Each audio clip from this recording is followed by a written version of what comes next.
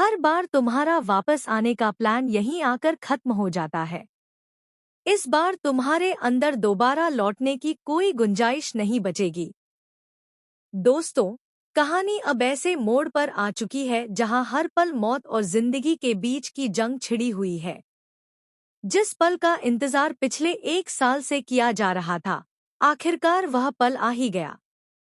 आमने सामने हैं दो ऐसे दुश्मन जिनकी दुश्मनी अब सिर्फ बदले तक सीमित नहीं रही, बल्कि एक दूसरे के वजूद को मिटाने तक पहुंच चुकी है।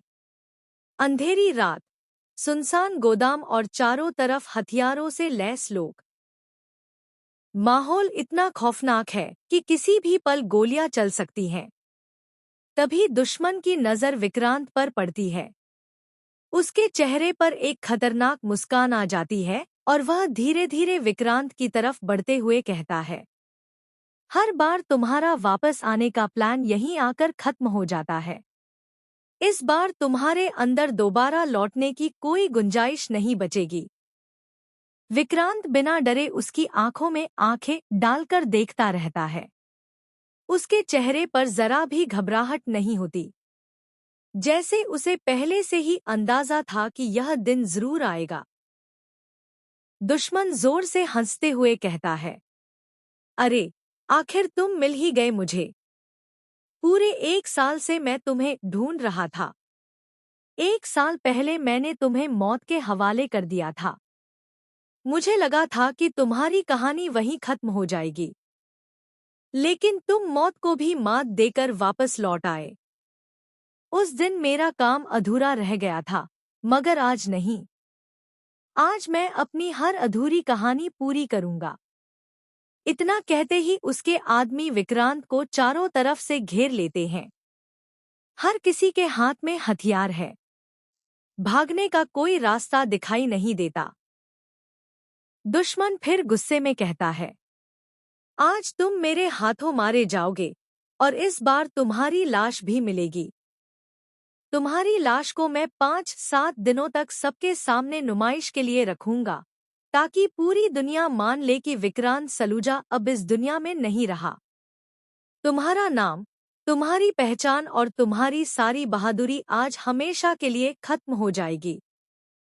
विक्रांत हल्की सी मुस्कान के साथ जवाब देता है, तुमने 1 साल पहले भी यही सोचा था कि मैं खत्म हो गया हूं, लेकिन मैं वापस आया। आज भी तुम वही गलती दोहरा रहे हो। मुझे खत्म करना इतना आसान नहीं है। जब तक मेरी सांसें चल रही हैं, तब तक मैं हार नहीं मानूंगा। विक्रांत की यह बात सुनकर दुश्मन का गुस्सा 7वें आसमान पर पहुंच जाता है। वह अपने आदमियों को इशारा करता है। अगले ही पल सभी लोग विक्रांत पर हमला कर देते हैं। चारों तरफ अफरातफरी मच जाती है। मुक्कों और गोलियों की आवाज से पूरा इलाका गूंज उठता है। विक्रांत अकेला होने के बावजूद एक एक करके कई लोगों को धूल चटा देता है। उसकी बहादुरी देखकर दुश्मन भी कुछ पल के लिए हैरान रह जाता है। लेकिन दुश्मन इतनी आसानी से हार मानने वालों में से नहीं है। वह छिपकर विक्रांत पर हमला करने की योजना बनाता है। जैसे ही विक्रांत अपने आखिरी दुश्मन को गिराता है, पीछे से एक बंदूक उसकी तरफ तान दी जाती है। दुश्मन मुस्कुराते हुए कहता है, अब खत्म हो गया तुम्हारा खेल। इस बार कोई चमत्कार नहीं होगा। तुम्हें बचाने कोई नहीं आएगा। तभी अचानक जोरदार धमाका होता है। पूरे गोदाम में धुआं फैल जाता है। कुछ सेकंड तक किसी को कुछ दिखाई नहीं देता। दुश्मन के आदमी घबरा जाते हैं। जब धुआं हटता है तो विक्रांत वहां से गायब होता है। दुश्मन गुस्से से चिल्लाता है, उसे ढूंढो, जिंदा या मुर्दा। लेकिन इस बार वह बचना नहीं चाहिए। सभी आदमी अलग अलग दिशाओं में निकल पड़ते हैं। लेकिन उन्हें नहीं पता कि विक्रांत अब शिकार नहीं, बल्कि शिकारी बन चुका है। दूसरी तरफ विक्रांत अपने भरोसेमंद साथी से मिलता है और कहता है, अब वक्त आ गया है कि इस खेल का हमेशा के लिए अंत कर दिया जाए। उन्होंने मेरे अपनों को मुझसे छीना, मेरी जिंदगी बर्बाद करने की कोशिश की और मुझे बार बार मौत के करीब पहुंचाया।